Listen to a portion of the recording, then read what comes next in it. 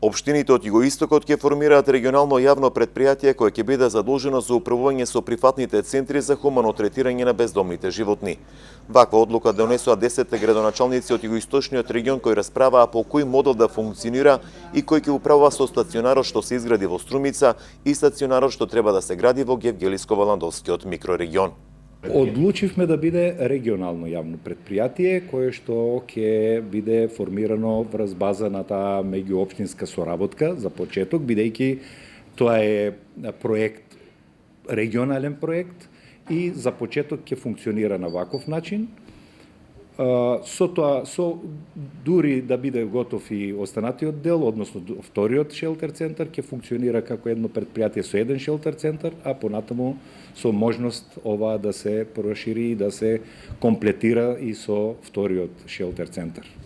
Двата стационара се дел од проектот на Центарот за развој на Југоисточниот плански регион за да регионално се реши проблемот со кучињата скитници. Средствата во висина од околу 20 милиони денари беа обезбедени од Бирото за регионален рамномерен развој, но и од буџетите на 10 општини. Нашиот дел во Стурмичко-Радовишкиот регион е готов градежно од веќе извесно време.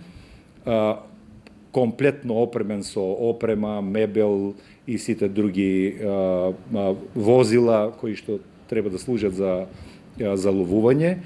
Комплетно спремен, проектот кој што требаше да се изведе во рамките на Гевгелиско-Валандовскиот регион е се уште во една почетна фаза, би кажал.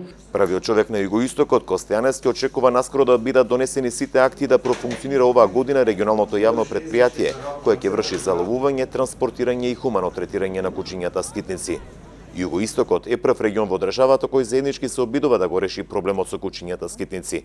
Досега општините ангажираа приватни фирми и плаќаа од 8 до 10.000 денари за заловување и хумано третирање на едно бездомно куче.